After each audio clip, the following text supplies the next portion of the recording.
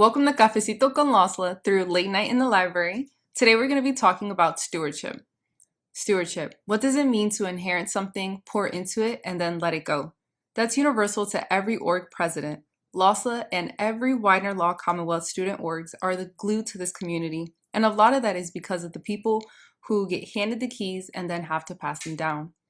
I'm Michelle Ildefonso-Ruelas, and I am your incoming LALSA president, and today I'll be sitting down with Natalie Solano, our outgoing president of LALSA and the Business Law Society, to actually ask the questions I wish someone had answered before I entered into an important role. If you're a newly elected student org president trying to figure out what you inherited, what to build, and how to leave it better than you found it, stay a while. Grab your cafecito and a snack, and take a seat.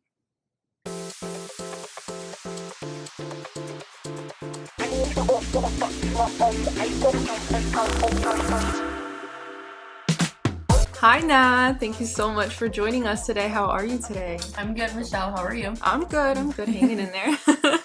So we can just go ahead and dig right into it, all right, with the first question. No problem. When you first got elected, what were you most nervous about? Not publicly, but privately. And how did you figure out how to lead as yourself and not just continue what someone else had left behind? So, what I was nervous about, and Kim Diaz will probably laugh when she sees this episode, but I was nervous about doing it without her, actually, because we work so closely with every event that I just felt like, I won't have my partner in crime. So that was literally a private moment that I had, but then I met you, Haley, and Andrea, and I was like, well, I guess they replaced Kim a little bit. Just kidding. But yeah, no, you guys were my Kim this year. So, it's really about the support and community for me. Every president has a goal as to how they want to run, LALSA. And with that goal in mind, I just wanted to get those things accomplished. And my biggest fear was, am I going to have pushback for the way I want to do things, or am I going to have a support system? And that was my biggest fear, because as a leader, you're either going to get a lot of pushback or you're going to get a lot of love, and I got a lot of love from you guys. So yeah, well, you were amazing. Thank it you. was hard. It was so easy actually to just help you out, and like you just were there, being an amazing leader and inspiring a lot of Latinas and a lot of students. I tried my best. So for a newly elected president who doesn't know where to start, what is the first move? Not the first meeting, the first actual move, and what kills the momentum once you have it?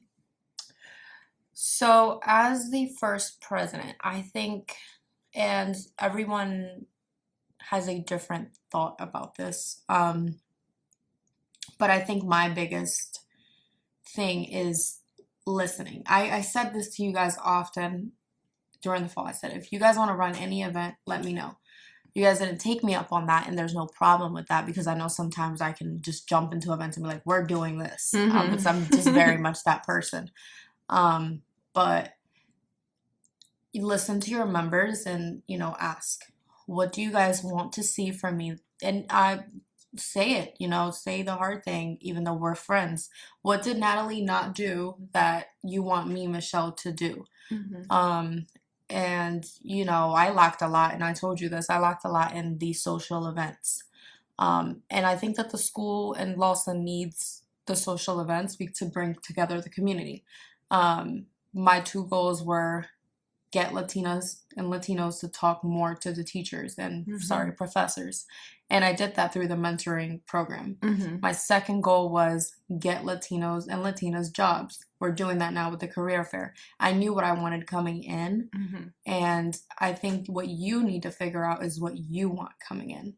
And once you can figure that out, then listen to your members and tell them, this is where I'm going, but where do you want me to go? And I think I might have lacked a little bit in that. And I think that would be my advice to you. Yeah, and I think you actually did a pretty good job of asking what we want to see on campus and what we're able to assist you with. Mhm. I remember actually my first year of law school, it was beginning of spring semester, and Kim was president still, Mhm.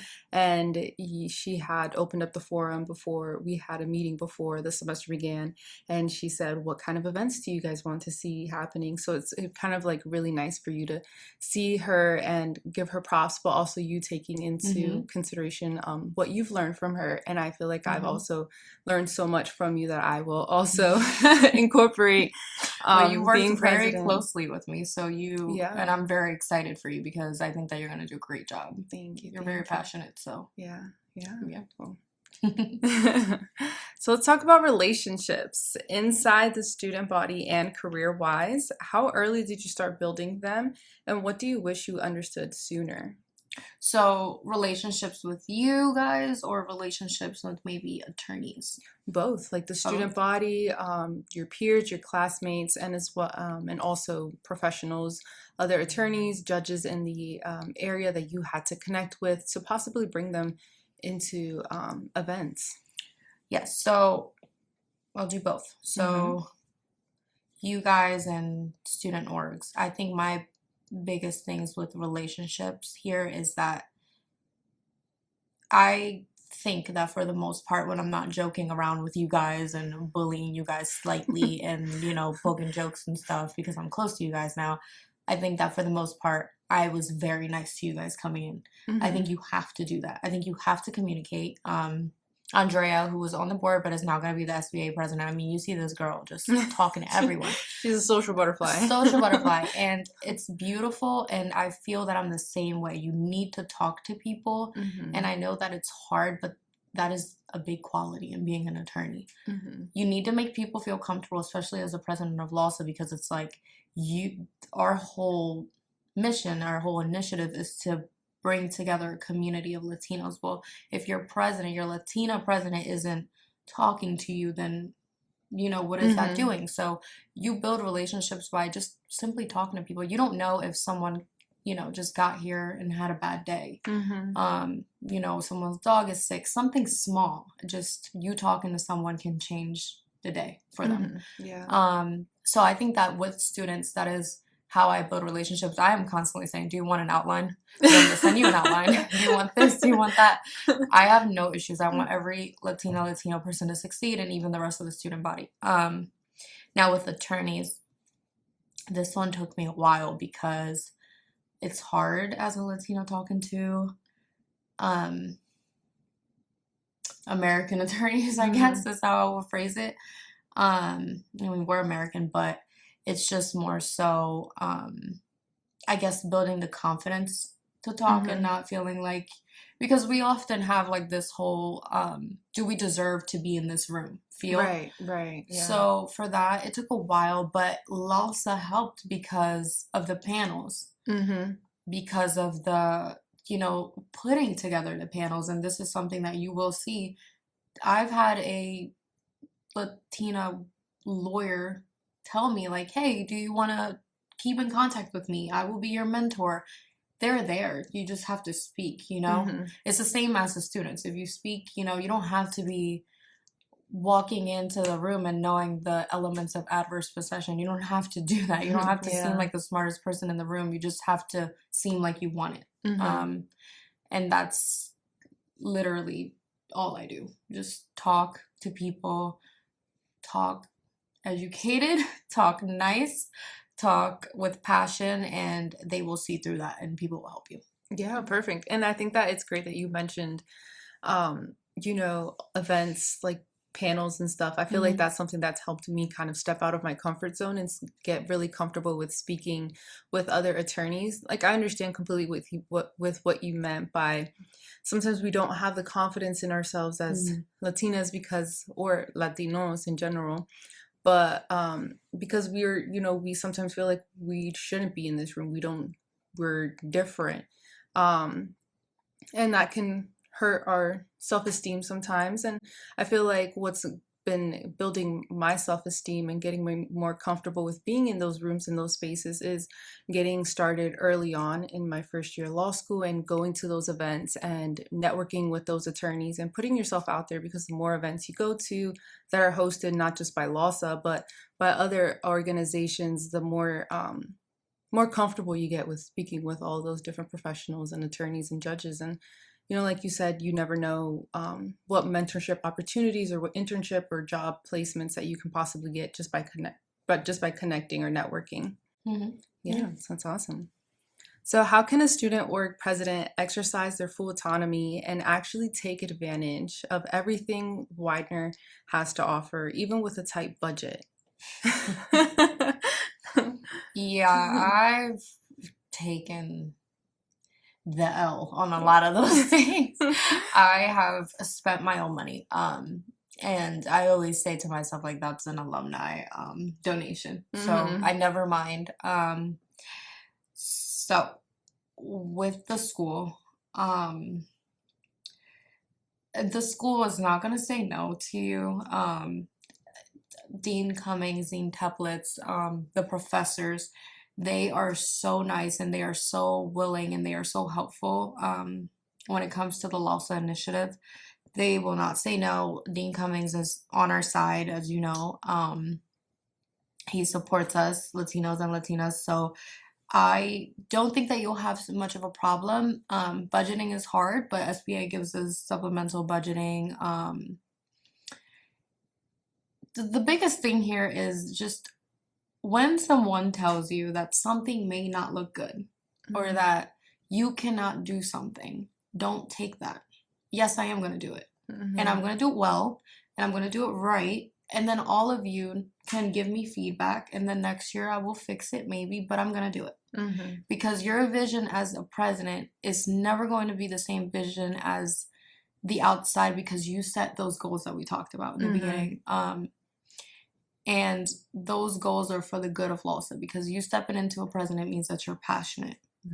And just the outside would never see that. So you have your passion. The school will be right behind you. Don't let no one tell you no. And the budgeting will be okay, because your treasurer will budget for you. Yeah, and I feel like that also just goes into making sure you are planning accordingly right beforehand with your treasurer. Oh, yeah, exactly. All right, so Widener has LALSA, also has OUTLaw, has the Christian Legal Society, has Women's Law Caucus, and it also has BLSA, all these different communities in the same building.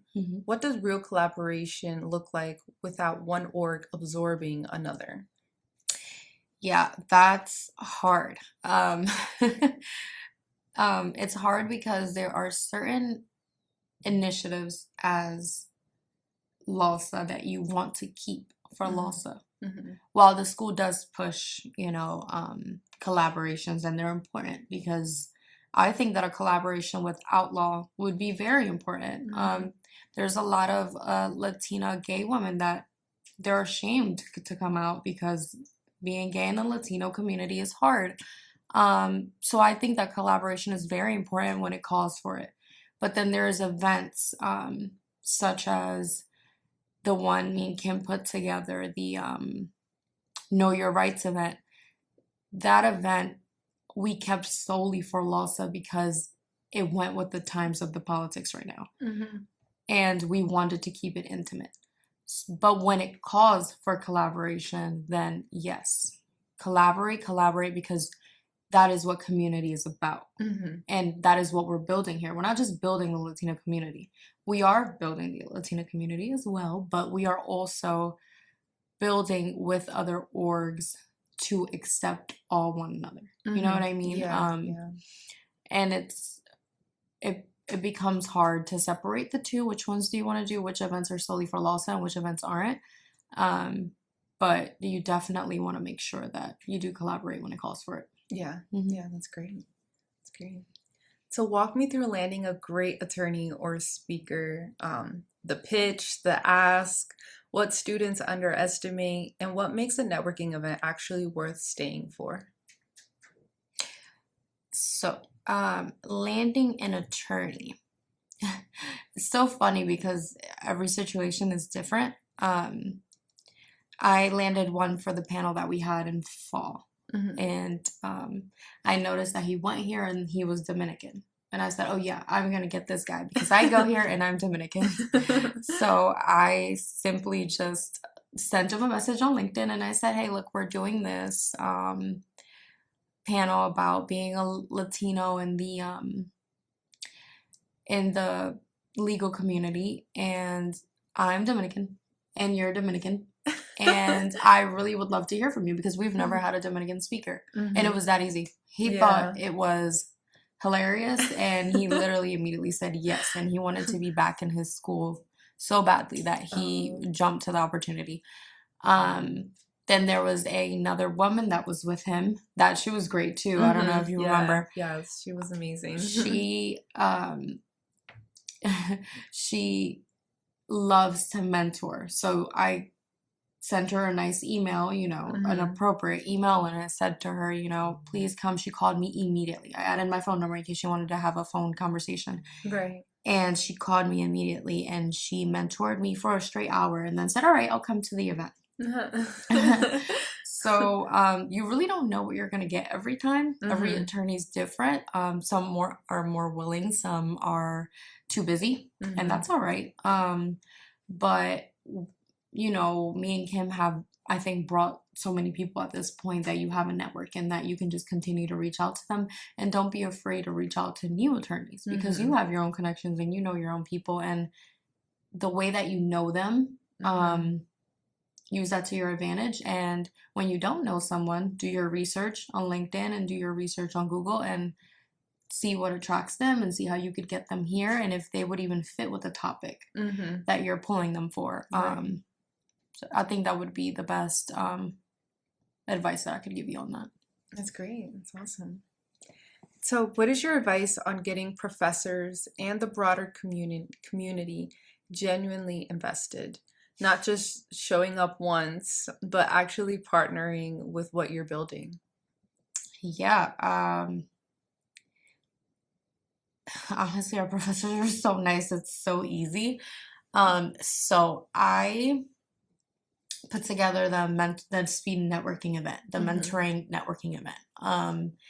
And I reached out to professors. I think this was what made it work, though. I knew what every professor liked to do, and I knew what topic would work with them, and I kind of knew how they would say yes with these topics.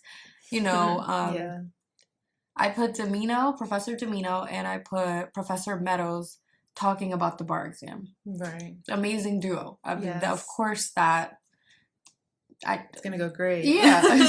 And how could they say no? They love to bar coach. I've heard they were great bar coaches, and I just knew that they would be great for the topic. But even though I use topics to attract professors, some professors said yes to me before I even gave them their topic. Our professors, our administration, they are so willing. They are for LALSA. So it is just that easy. We did the guac contest when Kim was here. And we reached out to the professors. They immediately said yes. So it's easy. Our professors are behind us. They love LALSA. So yeah, that's awesome. Shout out to Professor Domino and Professor Meadows. So what's the initiative you're most proud of? Not because it looked good, but because it actually did something. As of right now, the speed mentoring event. If I went back, I worked a lot with Kim with the Know Your Rights event. I would be most proud of that, along with the speed mentoring. Again, as I said before, my biggest goal was to give the students. I wasn't so focused on political topics on the outside that's going on right now, because I wanted to give you guys something apart from what was going on outside right now, because it's very gloomy outside, and Yeah, And it is. the political climate is really horrible right now for us Latinos and Latinas. And I wanted to give you guys something that would make you feel like you were above all of that. For right now, for just 2 seconds, even if I could just do that for 2 seconds, I wanted you guys to feel that you are here for a purpose and that no one can take that away from you. So to get you to talk to your professors, even though you're not comfortable with going to office hours, that helped. That made me really happy. It was the first one ever, and I know that you're gonna make it better, bigger and better. But it made me happy to see that, and I'm going off the rails. So what was your question? Oh, sorry. No, you're good. You're good. So it's what is the initiative you're most proud of? Not because it looked good, Right. but because it actually did something. Yeah, no, I really do think that it was the speed. As of right now, we are having a career fair coming up, and I think that will probably end up being my favorite event, just because, again, I want to bring you guys jobs. I brought you guys basically office hours. But now that I brought you guys office hours, I now want to bring you guys jobs. And I think that that's very important, not just for Latinos and Latinas, but for the student body. Yeah, for sure. And I think that ties perfectly with what you were saying earlier about how currently the political climate for Latinos and Latinas, it's really harsh, and it's very gloomy, like you said. But you setting up those opportunities for us to be able to be put in those rooms, in those positions, to have potential jobs or potential internship opportunities with these firms, and that puts us in a place where we can feel very proud of our roots and for how far we've come. And I think that that's amazing. Yeah. So how do you set up your board for a real handoff, and how do you make sure the momentum doesn't die with just with your term? Well, I know that my momentum won't die because it's you. I think that when you're setting up a board, I mean, our Constitution, the LALSA Constitution, calls for anyone can place wherever they feel like placing. So you really can't control the board and what's next to come. But what you can do is, like I said earlier, build those relationships with people, because the more that they see you doing and the more that they're involved, the more the momentum keeps going. So, I have my close people that are on the board, and it's you, Michelle, Haley, and Andrea. And that's how I kept the momentum going. I kept talking to you guys. I build close relationships with you guys. I text you guys every day, whether it's about a paper cut or a bad day. I text you guys, and I think that building the relationship also keeps the momentum going. I won't lie. It gets you excited when you talk to people about what you want to do and how the club went this year and what you're doing next and what you should also be doing next. And make sure that your board is hands-on. Make sure that they are talking to you. Make sure that you are requiring them to be hands-on, because then they won't have a choice but to keep going, Yeah. And I agree. It's like the light that you see in others, it kind of like ignites your own light, and it sparks something, and it makes you just want to continue that and pass it along to others. Yeah, that's great. So what do you want Latin law students to know, not about LALSA, but about themselves in this space? I want every Latino and Latina, woman, Hispanic male, whatever you are in the Latino space, to know that you deserve to be here. You deserve to be an attorney. You deserve to get that job. You deserve to go to office hours. Your teachers are behind you. Your professors are behind you. You're smart. You are more than capable. And these are like affirmations that I tell myself in the mirror. So, and these are affirmations Kim told me, actually, when she was here. Because I am very, and I think a lot of Latinas are, when their moms or dads come from a different place that is not America, and they travel here and they come all the way over here to give you a better life, and now you're sitting here with this dream that they had for themselves, but you're carrying it on through them. Like you're putting yourself in their shoes, but now you have better opportunities. You're capable, even though you have that pressure. And that pressure can be a lot sometimes, and it is for me, and that is why I run business law, and that is why I run LALSA, because I feel like that pressure drives me. And that pressure, honestly, unfortunately, makes me feel like I am enough, because I am doing all these great things that my mom put me here to do in America. So I just want to say that maybe you don't need to run 50 things like I do, but you are capable, you are deserving, and you can go and grab any opportunity just like anyone else can. Yeah, that's awesome. What are some pieces of advice to every org president you would like to share? Well, you know what? I will give you what I was not good at, and maybe I can give advice from that. I was not good at delegating, because, and I knew you know no, that. she was not. I was like, Nat, please tell me. Yeah, please give us something. I work in-house full-time when I'm not in class. I'm president of business law, and I was president of LALSA on top of schoolwork as well. So with all of these things, I always felt like if I had to send out a quick email, it was easier for me to do it than to go and tell Michelle to do it, because it was just faster and it's in my head. And, when you have something to do really fast, you just, all right, it's out the way, it's done. So that is how I handled it most of the time.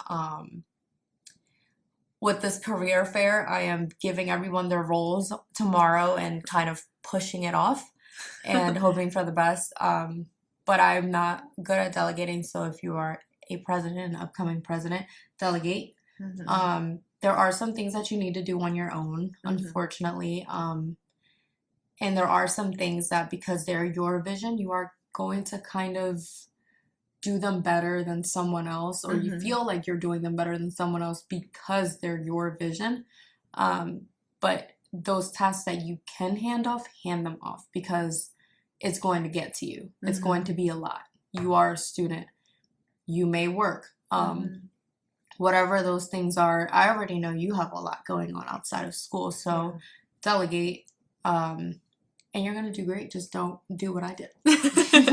Thank you. Well, that's awesome. Thank you so much for answering our questions, Nat, and for giving us so many helpful advice and tips and tricks. Thank you so much. Yeah, of course. So everyone, I am closing off because this is my last time speaking to you all on Cafecito con LALSA. I am the outgoing president, and Michelle is the incoming president. So I would like to close it off with a few words. Stewardship isn't a title. It's a decision you make every single day to show up for something bigger than yourself. Even when no one's watching, even when the semester is brutal, even when you're not sure it's working. To every newly elected student org president at Widener Law Commonwealth, you didn't just get a title, you got a community.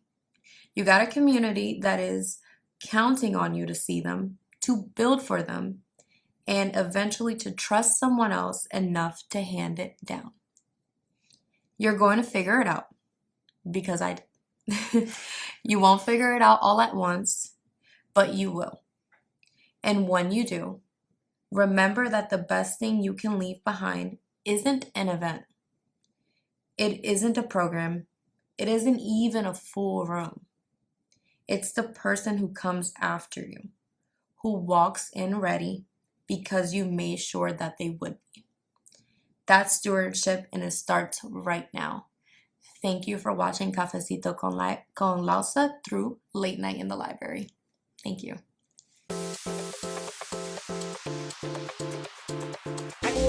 Stewardship.